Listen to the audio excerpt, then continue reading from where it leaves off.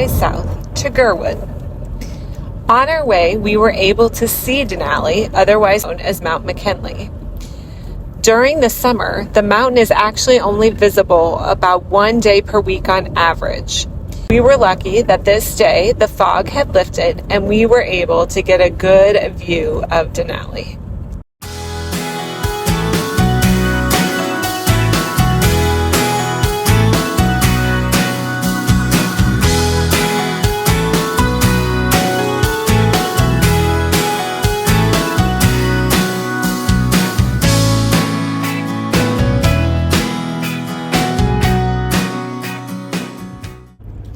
Denali is North America's highest peak at 20,310 feet.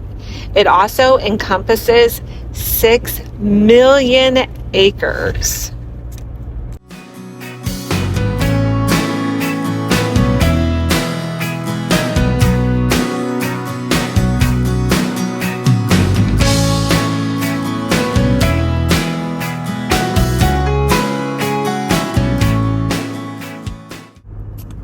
It was a nice day, so we decided to check out the Alaska Wildlife Conservation Center.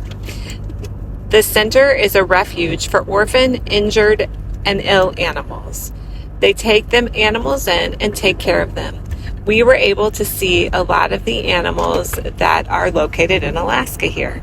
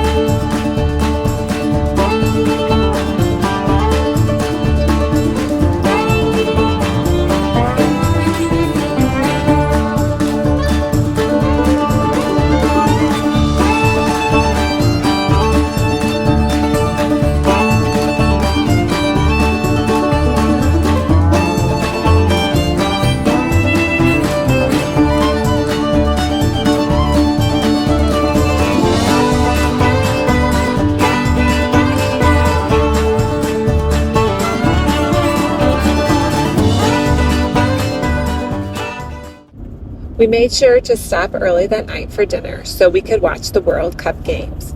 We ate at Chair 5 restaurant in Girdwood. The Scotts had rented a cabin here, so we went back to their place for a little bit of Uno. We camped at Whittier Campground, and you can see the views from our campsite. We made a nice breakfast the next morning as we had lots of things planned that day.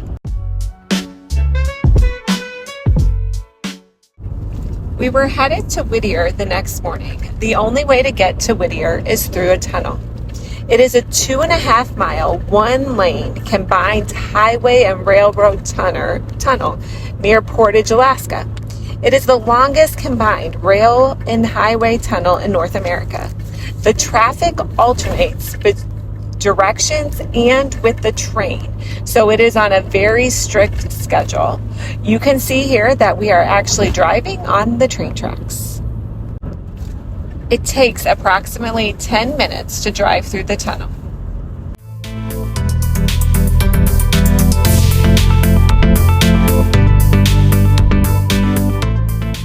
The town of Whittier houses all of its 270 residents in a single building.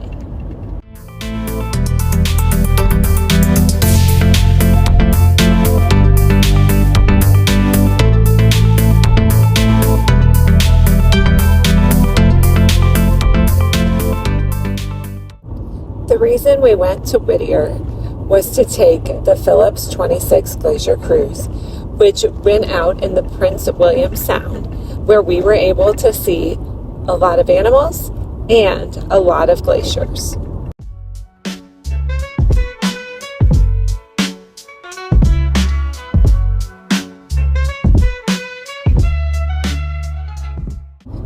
We had assigned seats in the boat, and we were on the second floor, and we had nice tables where the kids were able to play some Uno while we waited for the tour to start.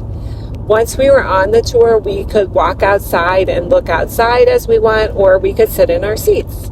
The boat was a catamaran that had about 6,000 horsepower, and we cruised at about 30 miles per hour.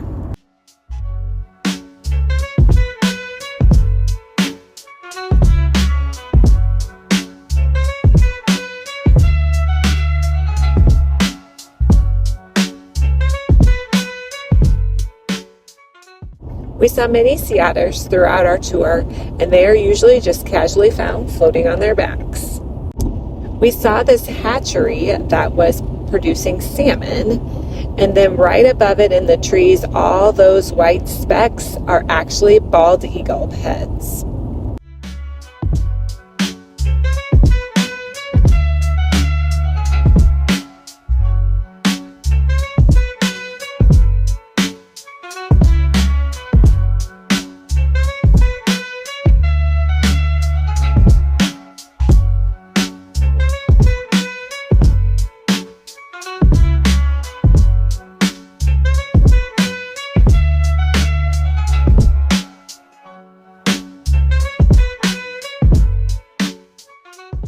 As we started coming up, we started to see ice in the water that was from the glaciers. It had actually broken off. We are coming through the College Fjord here.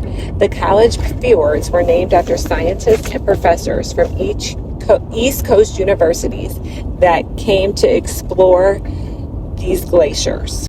We came to Harvard Glacier, the largest and most famous glacier that you can get to by boat and get within a distance that you can see it. Of course, the boys had to do tarps off for you St. Louis fans. And as we watched the glacier, we were watching it for any calving. Calving glacier is a sudden breakaway of massive ice chunks from the edge of the glacier into the ocean. The process forms icebergs and is how tidal water glaciers naturally lose mass. Calving events are often preceded by loud cracking noises that produce towering splashes. We were lucky enough to see several of these on that day, and the crew on board said they haven't seen that much calving for a long time. When we were riding in the water, we saw a lot of chunks of ice, but only one true iceberg.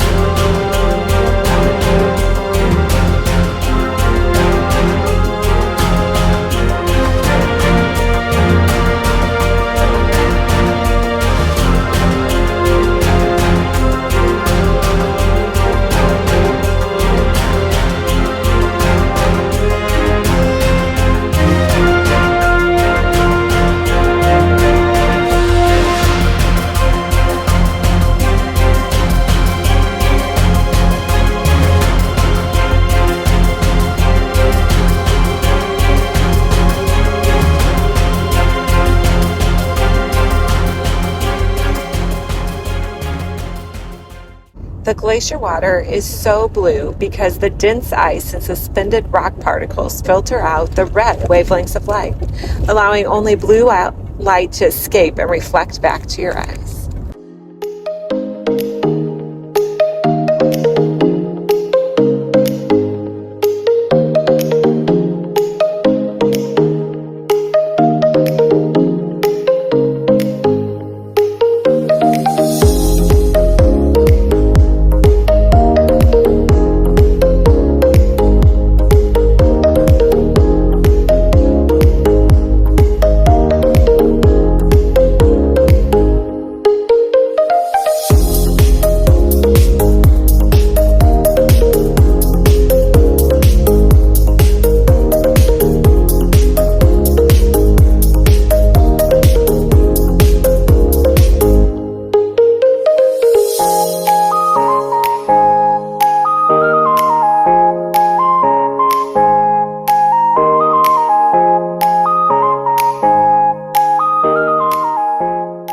The tunnel was created from carving out of solid rock by military during World War II, and later gutted and re-engineered into a shared highway rail system in the 1900s. During World War II, the U.S. Army urgently needed a secure, ice-free deepwater port to funnel military supplies into Alaska without being vulnerable to Japanese. They chose Whittier, but they had to create the tunnel to make it happen.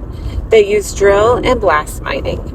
After our tour, we hooked up and headed south to Seward for the next couple of days.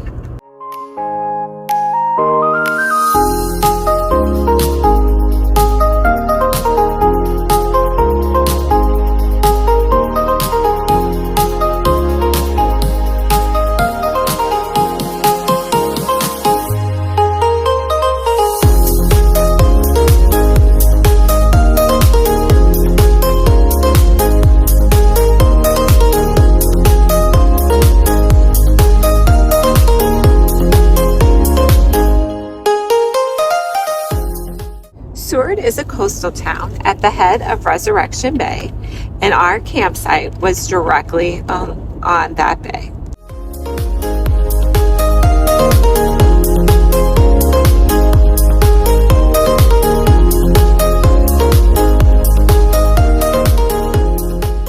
After breakfast, we decided to take a walk along the path by the bay.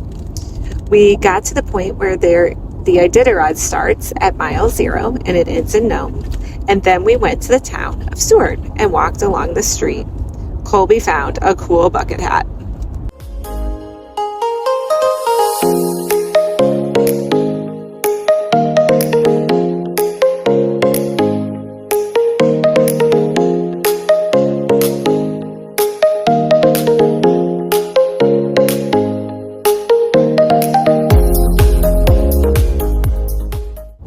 Our friends the Scotts met up with us to do the hike.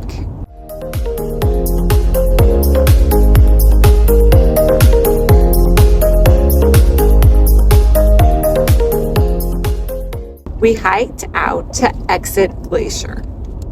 Exit Glacier descends 3,000 feet from the massive Harding ice field, and it is a great visual example of how the glacier is receding and moving back. You will see a sign that says 2005, and that is actually where the glacier was located just 21 years ago.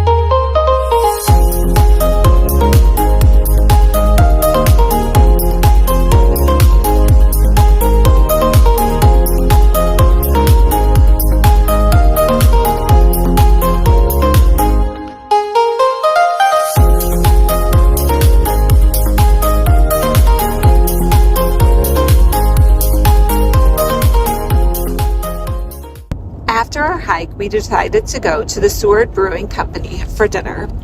After dinner, we walked the town and looked in some little shops, and then we got some gelato from a cute little shop in town.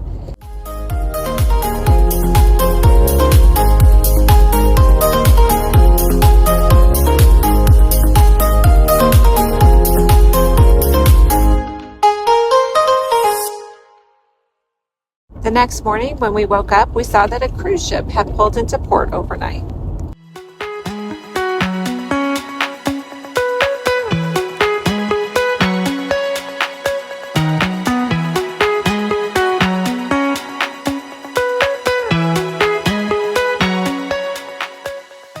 On the docket today was a full-day tour of the Kenai Fjords tour. As we left the bay, this tour took us into the Kenai Fjords National Park. It had to do 100 miles round trip, crossing through the open ocean with some really rough swells. We passed our campsite and camper on the way out. We saw some more sea otters, and this time there were some moms with the babies sitting on their tummies while they were floating. The cruise ship fed us delicious cinnamon rolls for breakfast, and then the kids played some games while we got out to sea.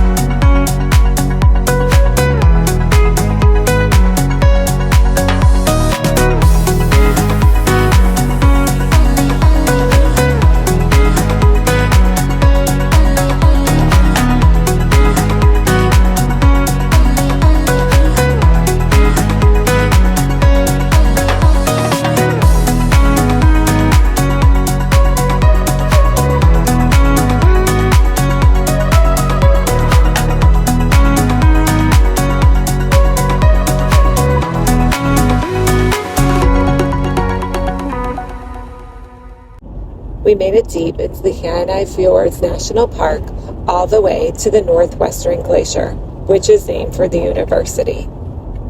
The boat workers reach a net in and fish out part of a glacier ice out of the water that we can hold. They also used it to put ice into our drinks.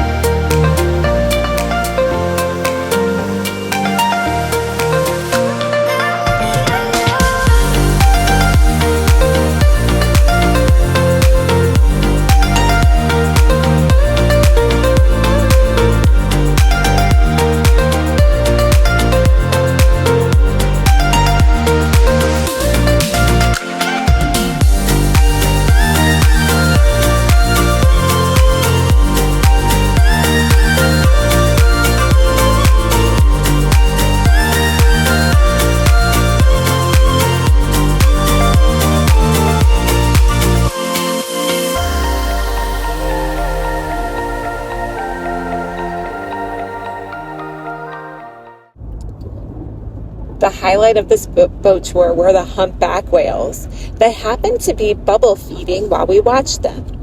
Bubble feeding is where a group of whales works together. The whales locate a dense school of fish deep below the surface. The lead whale dives deep beneath the school and begins swimming in a precise upward spiral. As it circles, it continuously blows air out of the blowhole, creating a rising circular curtain of heavy bubbles that panics and traps the fish inside.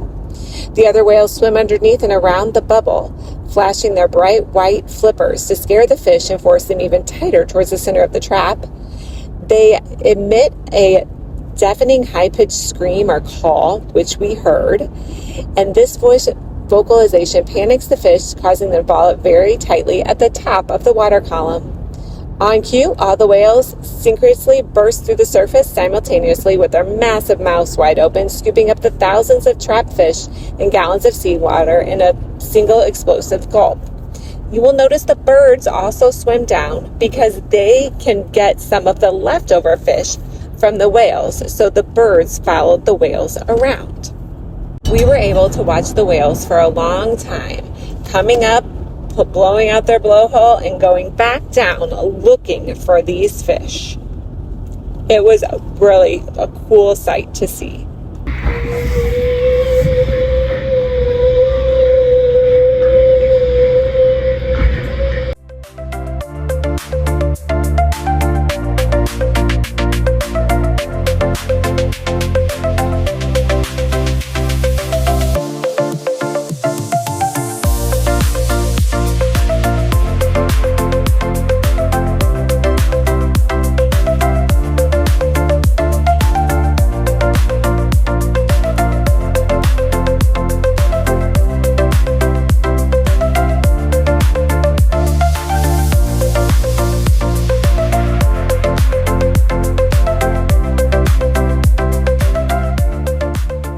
After we finished the tour, we walked around the dock area and we saw the fish people had caught that day. We walked to a little restaurant for dinner, and while we were waiting, the kids played some more Connect 4.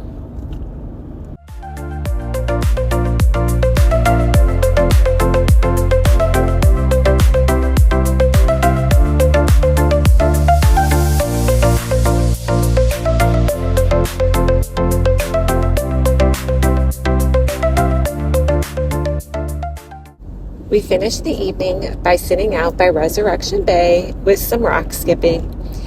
The Scotts were headed back to Anchorage tomorrow, and we were headed on to Homer, so we said goodbye this evening. Before we went to bed that night, we saw the cruise ship pull out of the port.